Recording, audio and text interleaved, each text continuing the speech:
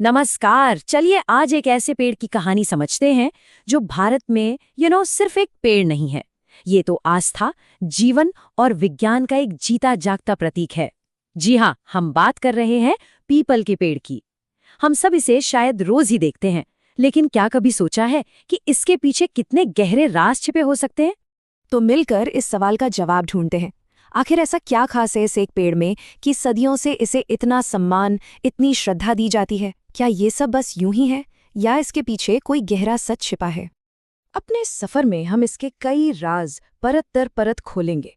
पहले देखेंगे कि आस्था में इसका क्या स्थान है। फिर विज्ञान की नज़र से इसके जो हैरान करने वाले गुण हैं उन्हें जानेंगे। ये भी देखेंगे कि कैसे ये एक चलती फिरती फार्मेसी की तरह है। और आखिर में इसकी पूजा से जुड़े नियमों को भी समझेंगे। तो चलिए सबसे पहले आस्था की दुनिया में चलते हैं और देखते हैं कि क्यों पीपल को सिर्फ एक पेड़ नहीं बल्कि एक दिव्य निवास माना जाता है। हिंदू धर्म में ना एक बहुत गहरी मान्यता है कि पीपल के पेड़ में खुद भगवान विष्णु वास करते हैं और इसीलिए खास तौर पर शनिवार के दिन इसकी पूजा को बहुत ही ज्यादा फलदायी माना गया है। क्योंकि शनिवार का दिन शनि देव से भी जुड़ा है और पीपल की पूजा से उनकी कृपा भी मिलती है, ऐसा मानते हैं। और बात सिर्फ विष्णु तक ही सीमित नहीं है, इसे तो त्रिदेव का घर माना जाता है।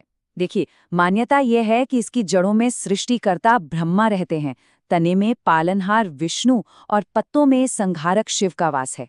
मतलब पूरा का पूरा पेड़ ही पवित्र है, जड़ से लेकर एक एक पत्ती तक। और इसकी दिव्यता का सबसे बड़ा प्रमाण वो आता है श्रीमद् भगवद गीता से, जहां भगवान कृष्ण खुद कहते हैं, वृक्षों में मैं अश्वत्थ यानी पीपल हूं।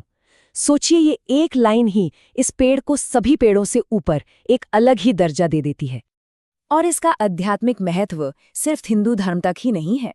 याद कीजिए, ये वही पेड़ है जिसके नीचे बैठकर राजकुमार सिद्धार्थ गौतम बुद्ध बने थे। गया में आज भी वो बोधि वृक्ष शांति और ज्ञान के प्रतीक के तौर पर मौजूद है। तो ये तो हुई आस्था की बात, लेकिन क्या विज्ञान भी इस पेड़ को कोई खास दर्जा देता है? चलिए अब जरा नजर घुमाते हैं और देखते हैं कि साइंस की नज़र में ये पेड़ इतना जरूरी क्यों है और कैसे कभी-कभी विज्ञान भी उन चीजों को सपोर्ट करता है जो सदियों से चली आ रही हैं। पीपल की सबसे कमाल की वैज्ञानिक खूबी है इसकी सांस लेने की प्रक्रिया। इसे कैम फोटोसिंथेसिस कहते हैं। अब देखिए, ज्यादातर पेड़ क्या करते हैं, वो सिर्फ दिन में ऑक्सीजन छोड़ते हैं, लेकिन पीपल उन कुछ खास पेड़ों में से है जो भारी मात्रा में कार्बन डाइऑक्साइड सोखकर दिन और रात दोनों समय ऑक्सीजन छोड़ता है। मतलब ये एक 24 घंटे चलने वाला नेचुरल एयर प्यूरिफायर है। तो बात ये है कि ये सिर्फ ऑक्सीजन ही नहीं देता, बल्कि हमारे पर्यावरण की सबसे बड़ी मुश्किल यानी कार्बन डाइऑक्साइड को भी बहुत बड़ी मात्रा में सोखता है। और इसकी उम्र, अरे ये सैकड़ों यहाँ तक कि हजारों साल तक जिंदा रह सकता है। इसी वजह से तो इसे अक्षय वट या अमरता का प्रतीक भी माना जाता है। आस्था और विज्ञान, इन दोनों के बाद अब इसके तीसरे पहलू की ओर बढ़ते हैं। क्या किसी को पता है कि पीपल का पेड़ अपने आप में एक पूरी की पूरी आयुर्वेदिक फार्मेसी भी है? आयुर्वेद में पीपल को औषधीय गुणों का खजाना माना जाता है। इसके पत्तों का इस्तेमाल अस्थमा और स्किन की दिक्कतों में होता है। इसकी छाल डायबिटीज और घाव भरने में मदद करती है और इसके जो मीठे फल हैं वो डाइजेशन को ठीक रखने के लिए जाने जाते हैं।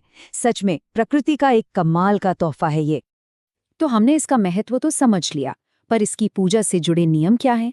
और हाँ, ये क्यों कहा जाता है कि इसे घर में नहीं लगाना चाहिए? इन परंपराओं और सावधानियों के पीछे का लॉजिक क्या है?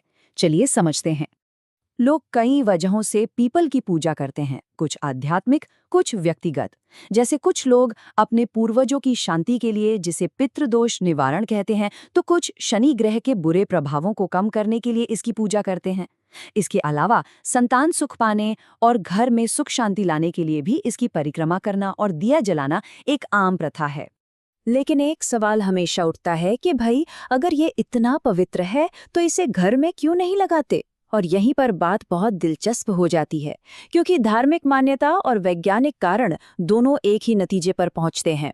एक तरफ मान्यता है कि इसकी जो शक्तिशाली ऊर्जा है वो घर के एनर्जी बैलेंस को बिगाड़ सकती है, तो दूसरी तरफ विज्ञान हमें बताता है कि इसकी जड़ें इतनी ज्यादा फैलती हैं कि वो किसी भी इमारत की नींव को ही कमजोर कर सकती हैं। तो इस पूरी चर्चा से एक बात तो साफ है, पीपल सिर्फ एक पेड़ नहीं है, ये एक संगम है, एक ऐसा पवित्र पॉइंट जहां आस्था, विज्ञान और सेहत तीनों आकर मिलते हैं और हमें प्रकृति के साथ अपने गहरे रिश्ते को फिर से समझने की प्रेरणा देते हैं। और आखिर में बस एक सवाल, क्या पीपल का पेड़ सिर्फ आस्था का प्रतीक है, या फिर यह हमें प्रकृति और इंसान के उस गहरे और अटूट रिश्ते की याद दिलाता है जिसे हम मॉडर्न जिंदगी की भागदौड़ में कहीं पीछे छोड़ आए हैं? अगली बार जब किसी पीपल के पेड़ के पास से गुजरें तो एक पल रुककर सोचिएगा।